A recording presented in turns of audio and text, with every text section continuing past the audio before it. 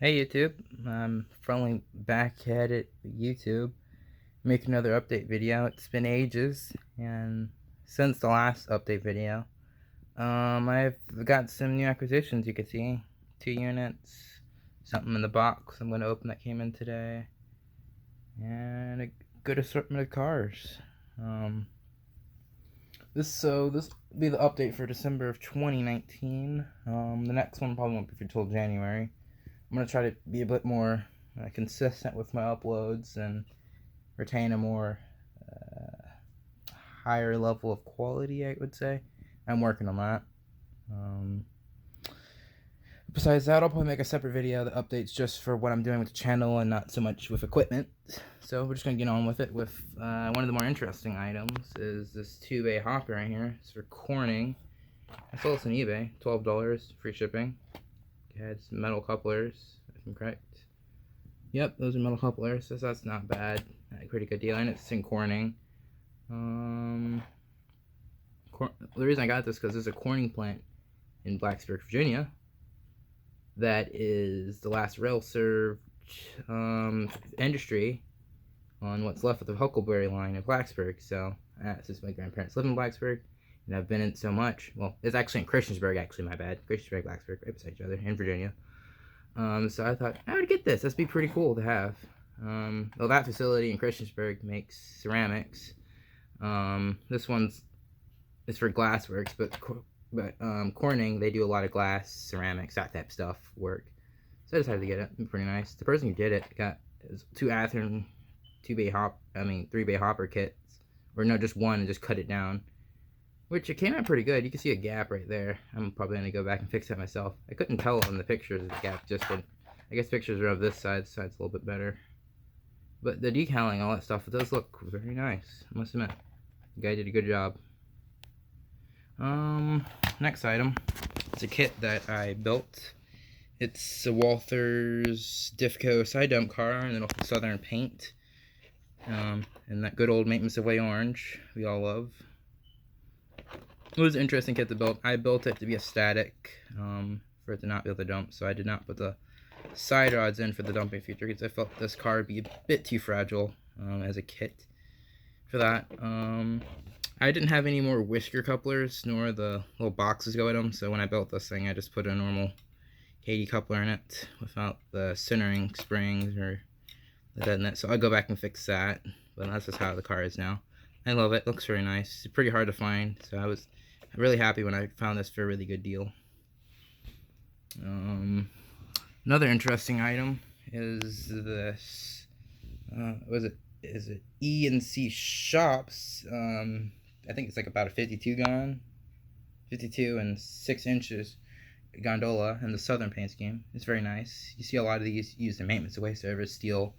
I'm probably going to use this Maintenance Away service to try to build a Maintenance Away train. Seeing how I got this and this. That was the main objective of getting them. I want to build a Maintenance Away train. Not to make people model Norfolk Southern Maintenance Away, or Maintenance Away in general, properly. I've noticed in this hobby.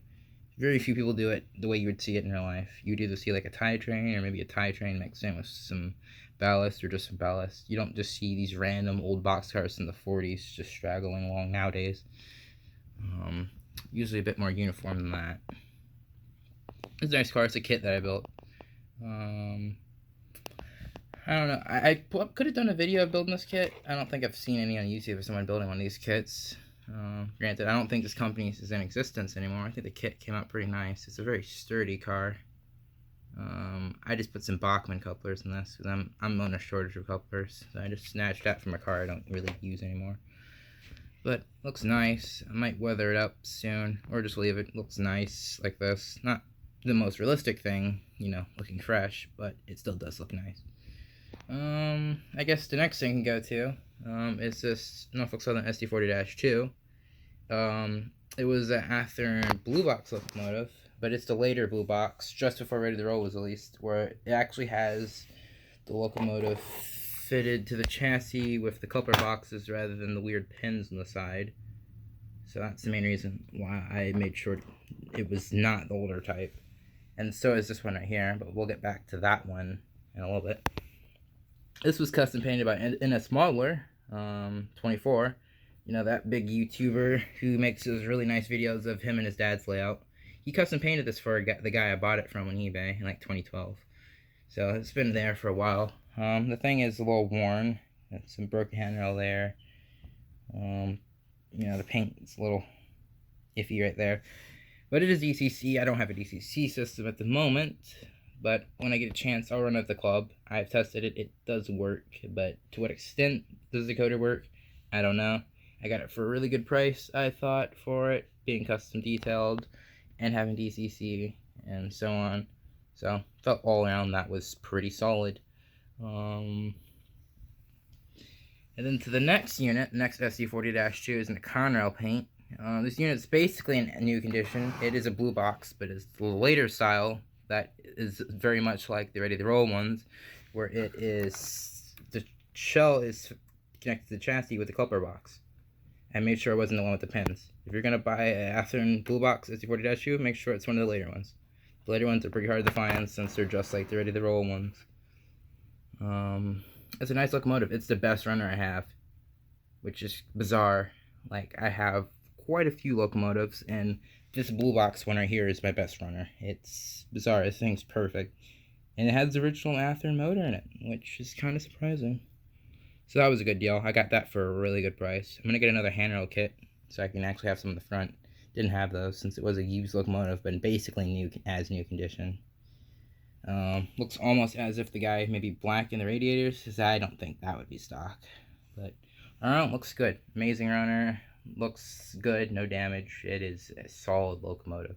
And when I got this on eBay, I paid for this. That's what I got. The seller threw these two cars in as well as additional to this. I thanked them. It's a very nice seller. It was these two IHC's ore hoppers. The packaging for these cars is kind of interesting. You can pull them out through the bezel section. But they do look very nice. I might upgrade these and put the clippers on the car. Might see if I can build a train out of them or something. I don't know what I'm gonna do with them, because I don't really know much about ore hauling since I live in Virginia. Not too much ore is hauled in cars like these in Virginia. So I'll think of something, that's for sure. But they look really nice. For horn hook cars, I am surprised about the detail. Say, yeah, there's two of them. Actually, are these the same number? What number is this one? Those are 830. Nope, they're different numbers. Sweet. The manufacturer actually did different numbers. Thank you, IHG. Saving me time, and I have the decal. And to the biggest box, well, biggest box, well, the only box here that needs to be opened is something that came in the mail today. It's something I'm gonna do a review on. I don't think I've seen anyone do a solid review of one of these things. It's one of those Walther's American cranes. I got it for a pretty good price. It's in the Pennsylvania paint scheme. And like, why did I get Pennsylvania's paint scheme? I'm modeling Norfolk Southern the way it looked in the mid to late 2000s. Well, Norfolk Southern does have one of these in the roster that looks just like a Pennsylvania one without the logo. So I'm like, ooh, I can just take the Pennsylvania logo off and fade it, and it would look amazing. So opening this with one hand is not exactly the easiest task, I would say. So if you're using X-Acto, please be careful. This is not a toy. It is not. So if you're under the age of 13, do not use one of these. And please be supervised by a parent if you are under the age, which I wouldn't recommend giving.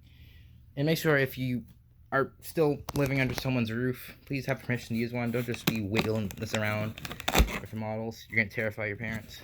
But now we're into the box. So this is the first time opening it, as you can tell. So if it's not what I ordered, we're both going to see it at the same time. So here it is out of the box. Seems about right. Packaging seems a little smaller than I thought it was, but it does seem like it's a crane in there. I can see the yellow. So let's just nudge this box aside. Sayonara. Alright, need to grab that X-Acto again. Make sure I'll try to cut away from myself, but I'm pretty thorough here. Actually, I just thought of something. Using a little bit of movie magic, I'll just pause it, and I'll snap my fingers, and, well, I just snapped fingers. I would snap, and it should be done afterwards. Well, alright, well, I'm just going to pause it anyways, and then when I come back, it'll be opened. Now we're back. It's out of the box, as you can see. It is what I ordered. Pennsylvania logo. Oh, that's a little better. If I remember to, I'll put up a picture of the prototype that looks very much like this. It even has the American Diesel Electric logo there. It's slightly bigger in the prototype. But all around, the model's the same, the windows are the same. It is more or less a copy of it. I'll have to take that off. So I'll do a review of it, me opening it and assembling it. Because I haven't seen too many videos on YouTube that actually went into the unboxing of what you would get out the box. Because as far as I know, none of these come fully assembled. So, look forward to that. Next, I'll probably take the cover off, just so you can get a better look of it at least. Opening this with one hand is a little bit of a challenge, to say the least. Alright, now that it's opened, you can see what it is. There's the big long arm of the crane, some details and accessories to make sure the arm stays together and it looks nice. And there's the unit itself. I'm not taking anything out of the box, I just wanted to take the top off just so you can see what it looks like. I feel like this box would protect it pretty well for shipping, is what it looks like. Just when it's together, I don't know what to do. So I'll probably think of a way I can modify this packaging to be used. Which is kind of unfortunate that it is like this, but who knows. We'll think of something in that review. So, thank you for watching. Leave a comment if you have any recommendations what I should do with future videos or ideas or so on. All criticism is greatly appreciated. Also, like if you like, dislike if you dislike. You know, let's have a nice conversation in the comment section below. And everyone have a good day and have a good holiday.